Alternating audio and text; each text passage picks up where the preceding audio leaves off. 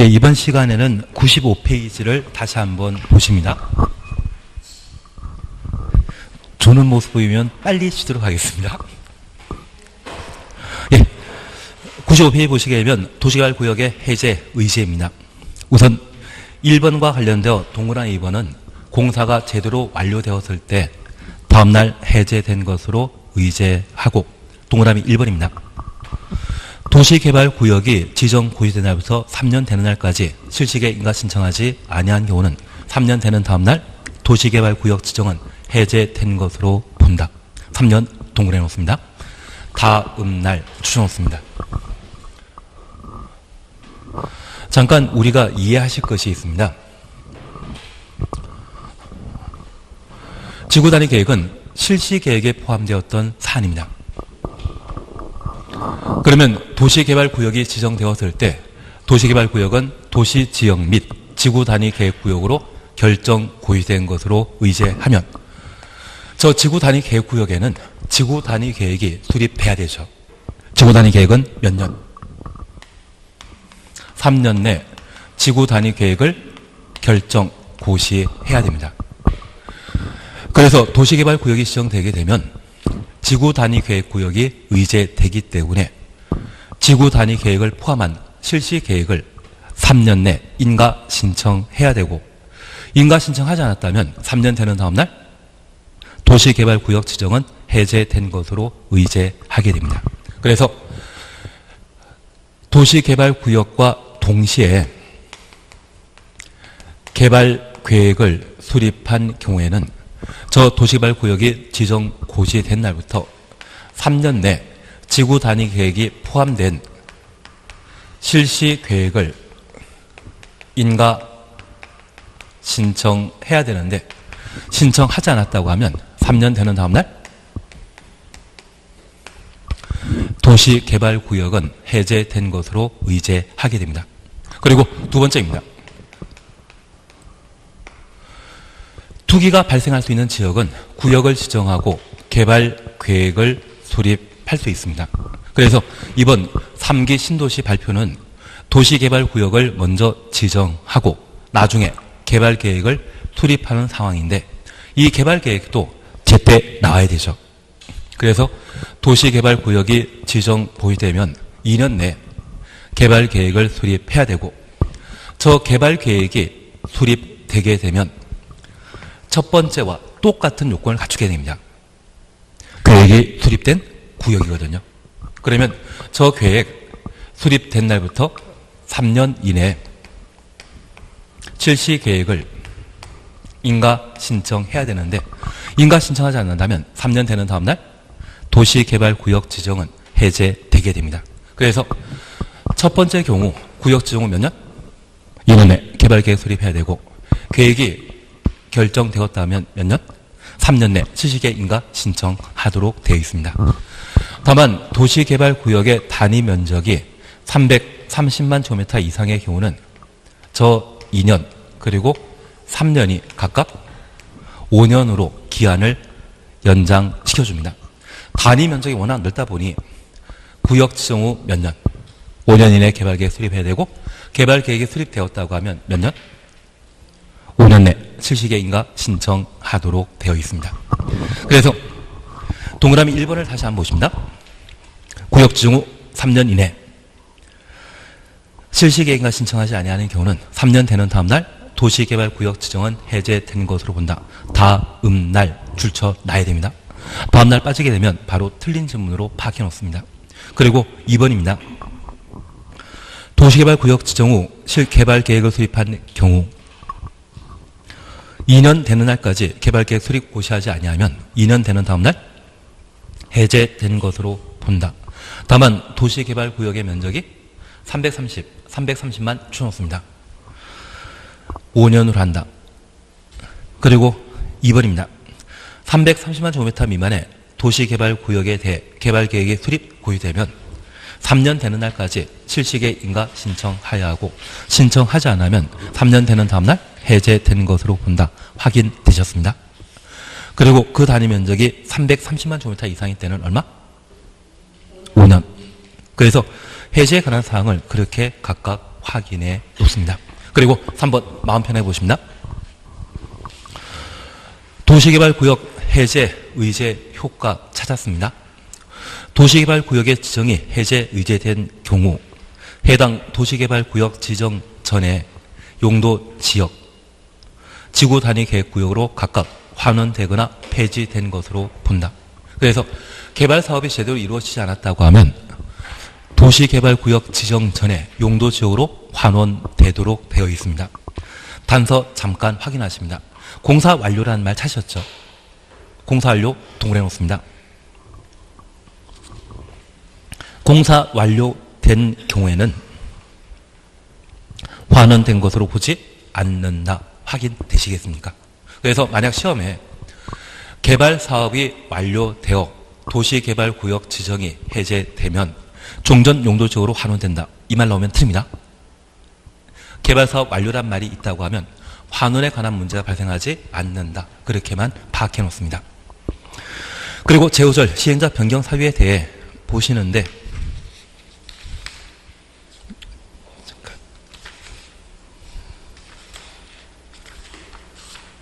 시행자 변경 사유 보시는데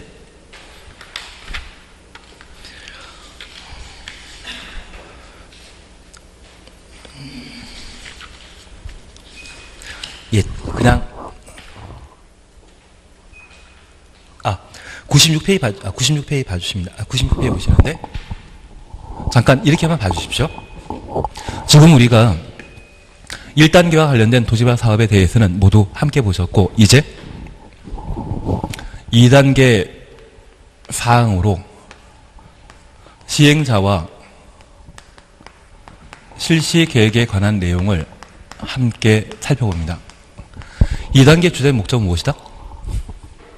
실시계획 인가받는 것이 목적입니다. 내가 살 집을 만들기 위해서는 뭐 받아야만 집을 만들 수 있다? 건축 허가. 그래서 도시개발 사업에 착수하고자 한다면 실시계획을 인가받아야만 도시개발 사업을 시작할 수 있습니다. 그러면 저 실시계획은 시행자가 작성하게 되는데 저 시행자는 도시개발 사업을 시행할 수 있는 자격 가진 자가 여러 존재합니다. 그래서 철도공사도 도시개발 사업 할 수 있고 주택공사도 도시개발 사업 할 수 있으며 심지어 도시개발구역 안에 토지 소유자가 개발 사업을 시행할 수 있습니다. 다만 우리 약속하신 게 있습니다. 철도시설공단이란 말이 있습니다. 철도시설공단은 오직 무엇만 개발할 수 있다? 역세권 개발 사업만 할 수 있습니다.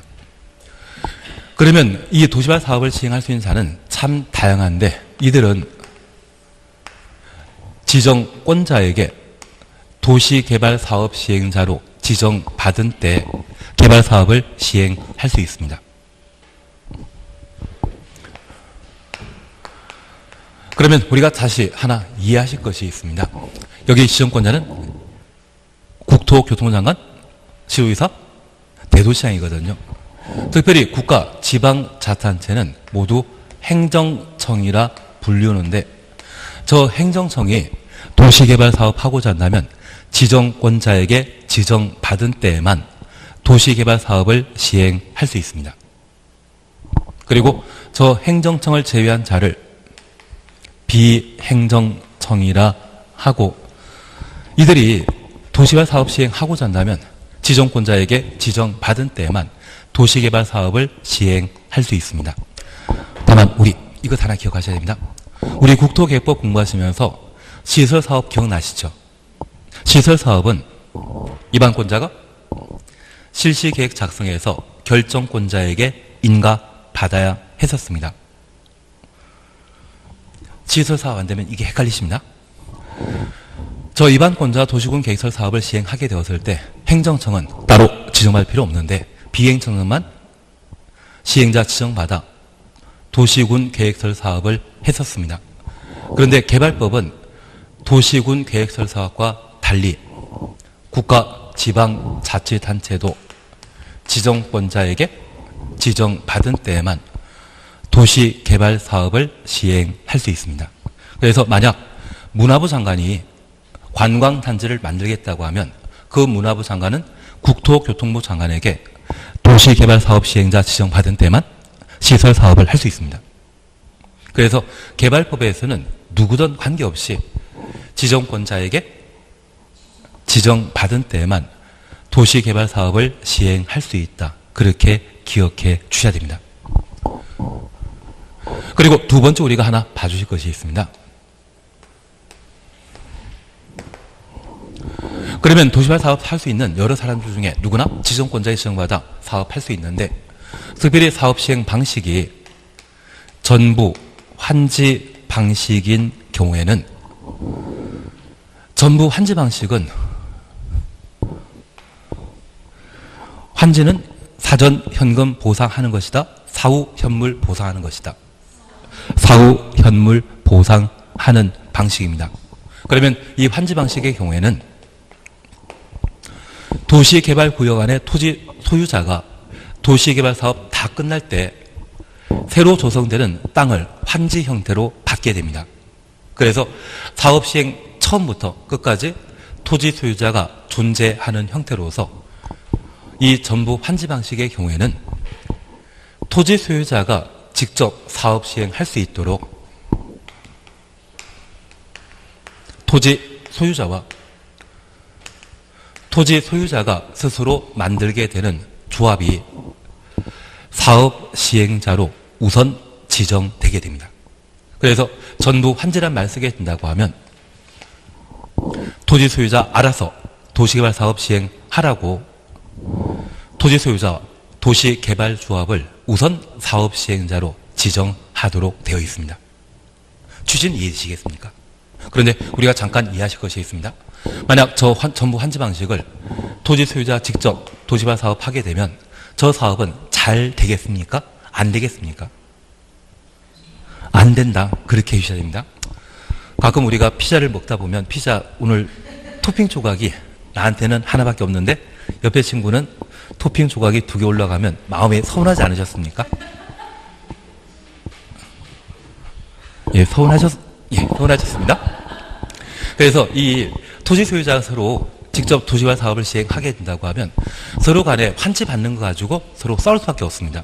그래서 전부 환지 방식일 때 토지 소유자 조합이 사업 시행자로 우선 지정되게 된다면 이것은 잘 안 되는 것을 전제해서 이들이 사업 시행하도록 되어 있습니다. 다만 이런 전부 환지 방식이라 할지라도 특별한 요건을 갖추게 되면 지방자치단체 등을 우선 사업 시행자로 지정할 수 있습니다. 지방자치단체 등을 우선 사업 시행자로 지정할 수 있는 사유는 지병동입니다. 그래서 가끔 병원 가시게 되면 A병동이 있고 B병동이 있다 보면 나중에는 G병동도 있거든요. 그래서 여기 G병동과 관련된 사항을 꼭 한번 살펴주셔야 됩니다.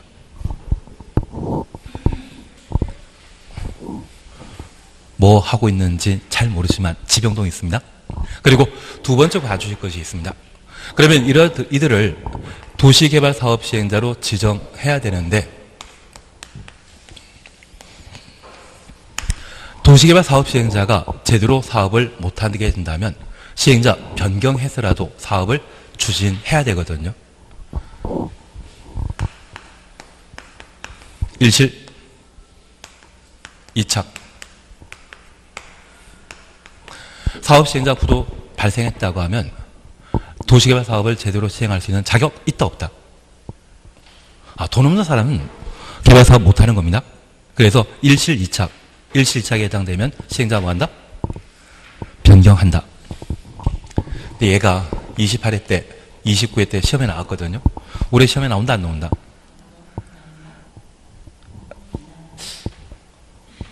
올해 안 나올 것 같습니다. 그래서 일시작은 사업 시행자 변경 사유라는 거 기억하시고 지병동이란 말 보게 되면 얘는 한번 시험에 내게 될 겁니다.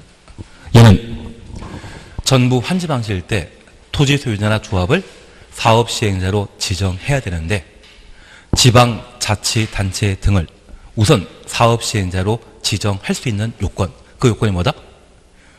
지병동이라는 말 기억해 놓습니다. 그걸 함께 보시는 게 이쪽입니다. 우선 우리가 함께 봐주실 것이 있습니다. 우리 교재에서는 시행자 변경 사유를 각각 서술하고 있는데 잠깐 확인해 놓습니다. 우선 지정권자는 다음 하나에 해당되면 시행자 변경할 수 있다. 1번입니다. 도시개발구역 전부를 환지 방식으로 전부 환지 가로 해놓습니다.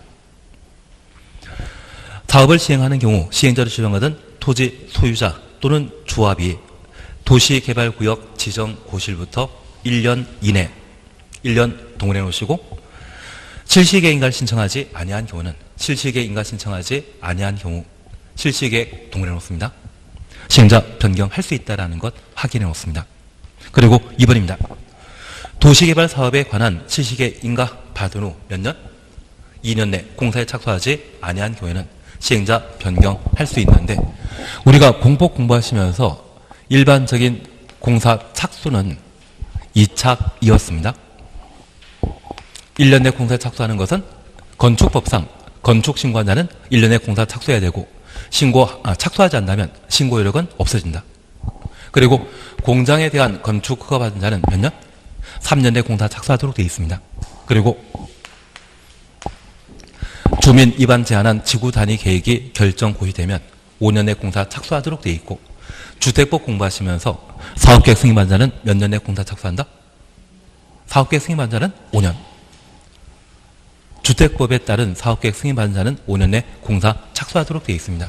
그래서 135에 대한 예외만 잠깐 정리해 놓으시고 나머지 잘 모르는 것은 항상 2년 내 공사 착수한다. 그래서 2년 내 공사 착수하지 않는다면 시행자 변경할 수 있다는 것 확인해 놓습니다. 그리고 3번입니다.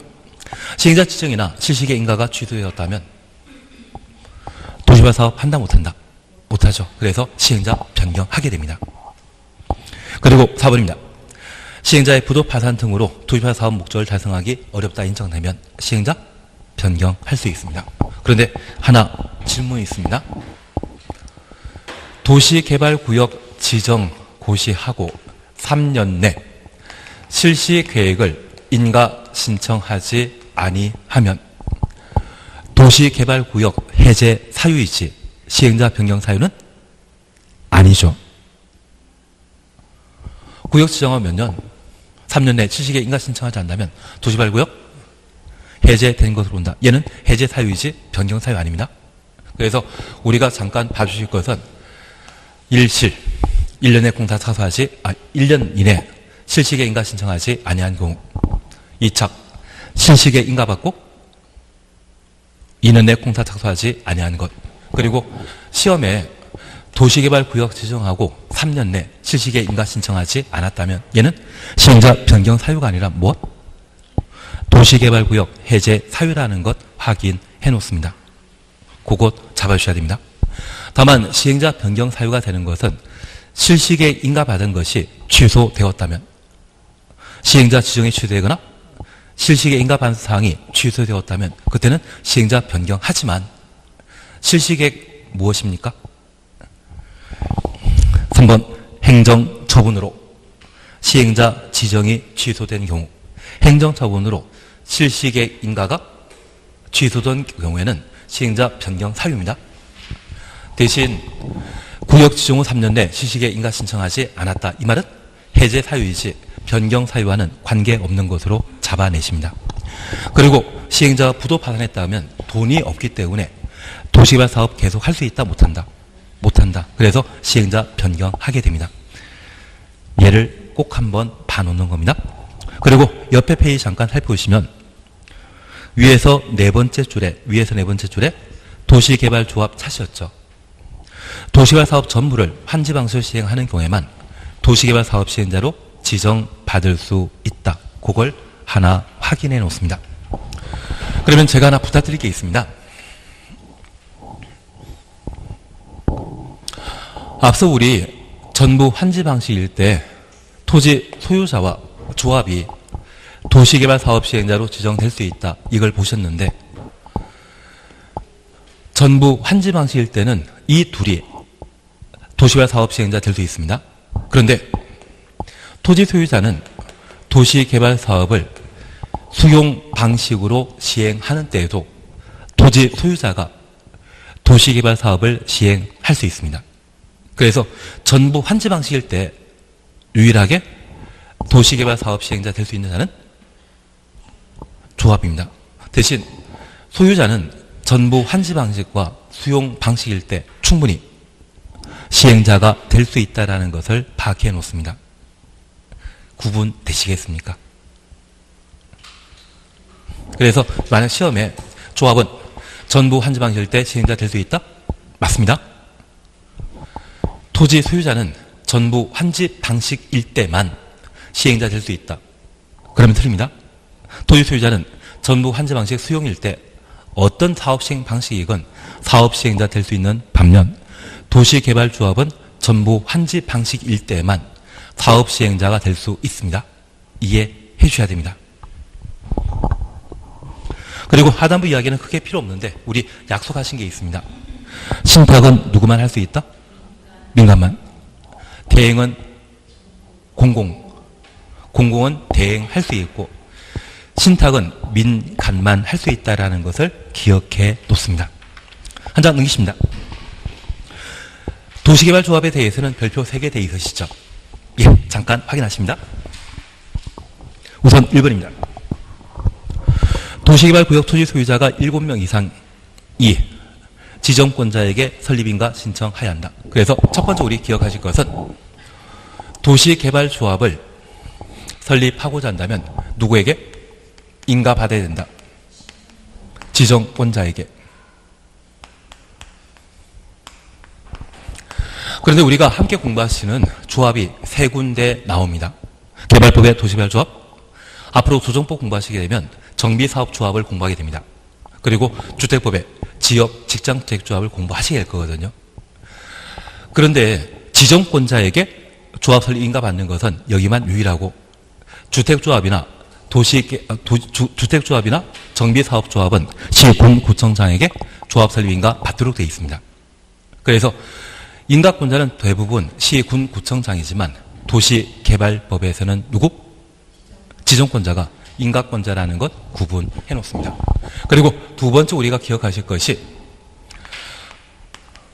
이렇게 조합을 설립하고자 한다면 토지 소유자 7명 이상이 도시개발 조합을 설립할 수 있는데 이 도시개발 사업과 관련되어서는 대부분 실패하는 경우가 참 많거든요. 그래서 이 도시개발 사업과 관련되어서는 행운을 기대한다 해서 행운의 숫자 7이 나와줘야 됩니다. 그래서 우리 용산 국제업무지구에 대한 개발 사업이 무산되었는데 그 무산된 국제업무지구 개발 사업을 박원순 시장이 여의도 묶어서 한번 해보겠다고 작년에 발표했다가 난리 난 적 있지 않습니까? 그래서 그 용산 국제허브 도시개발 사업을 담당했던 것이 드림허브라고 하는 시행사였거든요. 그리고 서울의 미아리 쪽에 드림랜드라고 해서 미아리 개발 사업을 도모했던 적이 있습니다. 그래서 도시개발 사업과 관련되어 앞에 드림이란 말 보게 되면 얘는 현실을 쫓는 분입니까? 꿈을 쫓는 분입니까?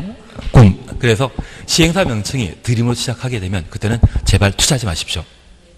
드림으로 시작해가지고 제대로 성공한 건 못 봤거든요.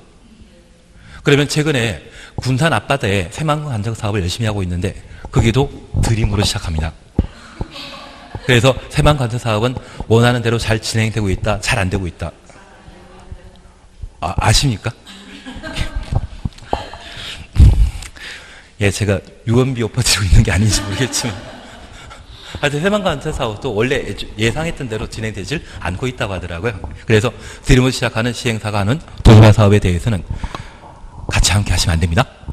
그래서 여기도 꿈을 쫓기 때문에 행운의 숫자 7이 필요하다는 것을 확인했습니다. 그리고 두 번째입니다. 조합 설립 인가 신청 시에 확보할 동의 요건으로 면적 3분의 1, 총수 2분의 1. 그리고 중요한 게 있습니다. 글로바 표시에 동그라미 1번입니다. 도시개발구역 토지 면적 산정할 때 국공유지 포함하여 산정해야 한다. 국공유지 포함 추천 없습니다. 그러면 조합 설립 시에 면적 3분의 2, 총수 2분의 1 이상의 토지 소유자의 동의 필요한데 이 토지 소유자 범위에는 국공유지를 포함합니다. 그러면 우리 다시 하나 약속해 줄 것이 있습니다.